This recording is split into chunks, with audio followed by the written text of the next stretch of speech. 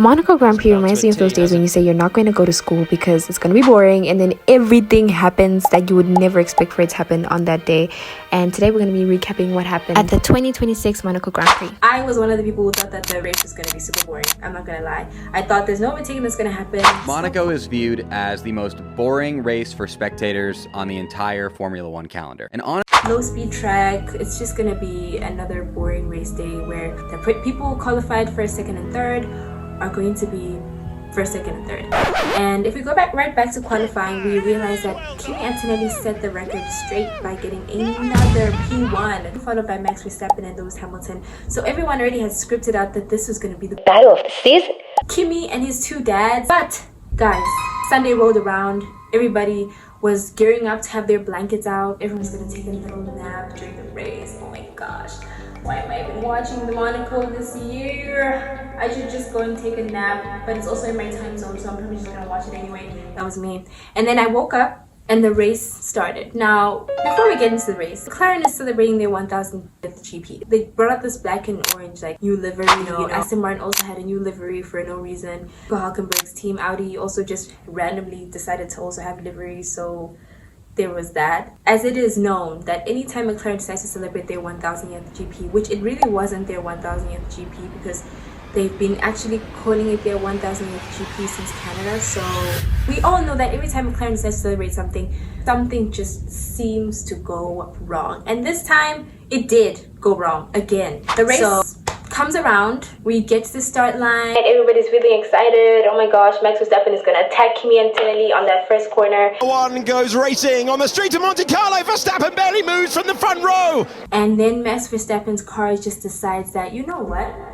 This season is not your season. We live 400 meters away from here. Let's just go home, okay? I know that you've already been having a tough time, but let me just give you an early day off.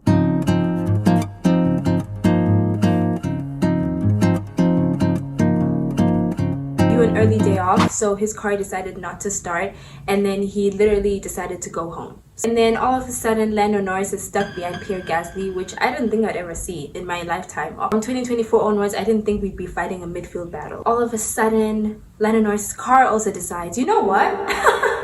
I think that I miss Max, so why don't we just retire, and then we'll see each other in Barcelona. Let's just retire. I know last week we retired as well, but let's just retire again. So Lando Norris' car decides to DNF. We're going to box this lap and retire the car. We're going to box the lap and retire the car. He didn't start in China. He retired in Canada, and he retires now in we Monaco. All thinking, oh, Max is out, Lando's out.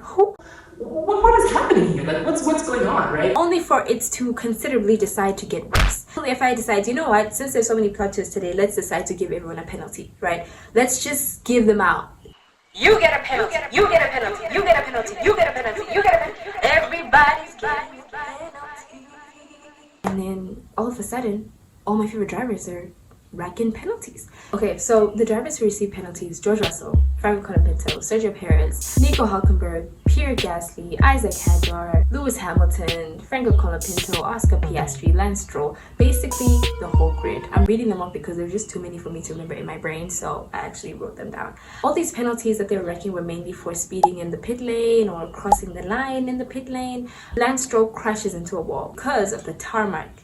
There's a part of the chicane where there's a turn and the asphalt was coming out. And then on George Russell's side, he gets a penalty. We have the safety car coming out. Now people are going in to serve their penalties, right? Lewis Hamilton serves his penalty while Charles Leclerc is behind him, which obviously did not please Charles Leclerc because he complained on the radio. They serve out Lewis's penalty. Now obviously you're thinking everybody now at this point is going to get a chance to serve out their penalties. Oh, this is the perfect opportunity for us to go out and serve our penalties. But let's remember that Mercedes somehow, for the first time in this season, decided, let's not do that. Let's not do the smart thing and serve out our driver's penalty. Let's let him come into the pits In a safety car that's going to last the whole grid at 5 minutes. And let's just work on his car. Let's not serve his penalty, even though we know that if we don't serve his penalty, he's going to get a double penalty. But that's not our problem because our driver is Kimi Antonelli is #1 over there. So George Russell, who gives a crap about you in your P3? Who cares about you in your P3, right? Mercedes did not serve out George Russell's penalty, which then led to him getting a double penalty from the FIA. Now, I understand, Mercedes, you love Kimi.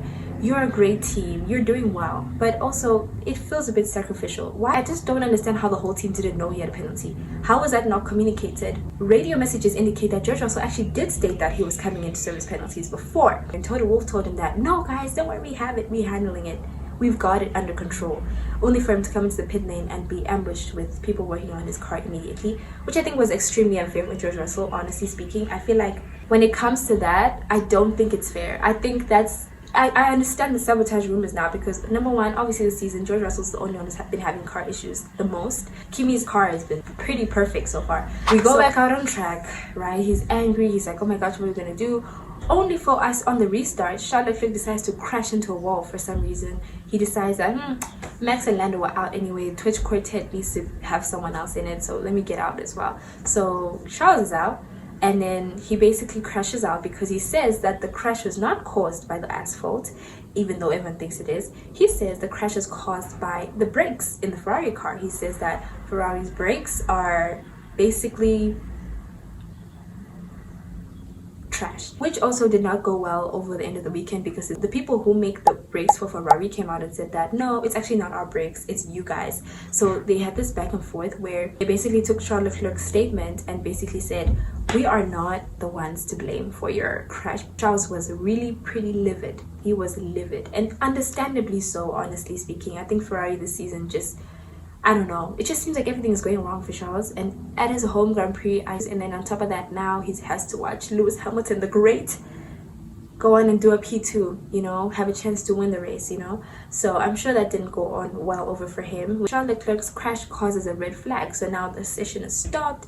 Everyone is sitting around wondering, oh my gosh, what's gonna happen? Well, George Russell, guys, I know you guys don't like George Russell, but the boy is smart and the boy is dedicated, because he literally ran out of his car in the 5 minutes that we're deciding whether the race is going to continue or not. He ran all the way over to steward's office, the FIA office, and he went to dispute his penalty, because now he was getting a double penalty because his team didn't serve it. He ran all the way over there by himself, guys, by himself, which is crazy, because I don't know why the team didn't do that with him. It just seems like, I'm sorry, Mercedes, you have to do better with your drivers, honestly, because why is George the only one who has to go and dispute his own penalty over a team error, you know?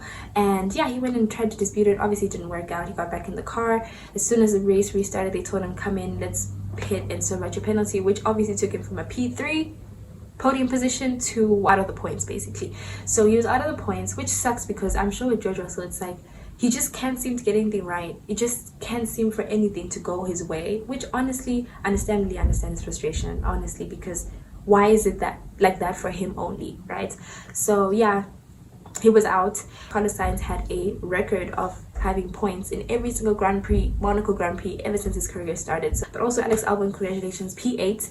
And then guys, who would have thought? Who would have thought? Fernando Alonso got a point. He finished P10, and Aston Martin finished higher than a Mercedes. And Aston Martin finished higher than a Mercedes, guys. In like, what? That's crazy. That's crazy. I don't know what to say myself. It's crazy. So yeah, Fernando Alonso got a point. He finished P10. Pierre Gasly had a penalty. Isaac Hadjar had a penalty, and they were P3 and P4. Pierre Gasly thought he got a podium. And then we get to the race, he's celebrating, and then finds out that, oh no guys, so turns out you got a penalty, so you drop all the way down, which was heartbreaking to see, honestly. He got his first podium of the season, his second one of his career, which is pretty cool. I mean, it's nice that he's finally getting rewards from being in that Red Bull seat, you know. That second seat, is it so cursed? I don't know, guys. Actually, it is kind of cursed, you know. I just feel like the curse only works if Max is out of the race. So if Max is in the race, he's cursed, Isaac is cursed, and then when Max is out of the race, the Red Bull curse takes a back seat. So I think that because Max is out of the race, Isaac was safe. So he got his P3. So Lewis also got his P2, which is his highest finish of the season, I think, also. So that's pretty cool. And he also had a pretty great supporter in the stands. Kim Kardashian was there to see him because they're not dating. Overall, I think Kimi Antonelli is doing very well. I think that he's also handling the pressure from leading a world championship very well. He's not taking it too seriously, which I think is a great recipe for him. I feel like there's a lot of politics around Mercedes, and you can't blame Kimi for what Mercedes is doing to George. Honestly, I just feel like Mercedes, you are completely to blame for what's happening to George, because he was supposed to get that P3 in Monaco. That's a fact. And you were supposed to serve out that penalty, but you decided not to do that for some unknown reason. And the evidence against you, in my court, you're guilty. Max, I'm sorry, mate. Max fans, I'm sorry, you're just having it hard this season, but so are we McLaren fans. Oscar finished P4, but our world championship is P nothing. So Monaco was very eventful this year.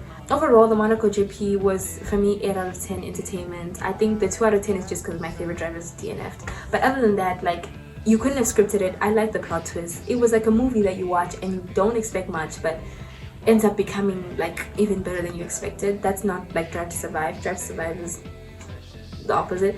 But what can we expect from Barcelona? I don't know. I think that Barcelona is gonna be interesting. But guys, let's celebrate that we have back-to-back race weekends.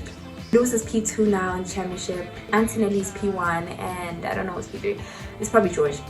Do I think George can bring it back? Yes. I think that if Kimi replicates his European season from last year, George and Hamilton could literally be the ones fighting. I think it's going to be a three-way battle between the three of them, but also I don't want to count out Max and Lando. I know a lot of you guys count out Lando Norris, but in all cases this season that he has had a good car and his car hasn't had issues, he has outperformed that car. I'm not going to lie. That sprint win, that podium P2 with Oscar, like guys, I'm telling you, McLaren, when they fix their car, that's when we can get a real competition. And also with Max as well, Red Bull needs to do something about that. For now, I just feel that the season just began, so we can't really say this person's gonna win. Yes, Kimi has a large gap, but anything can happen. Anything can happen, and we saw that last year, so I'm not counting anybody out. Anyway guys, thank you so much for watching. We will see each other in Barcelona. Okay, bye.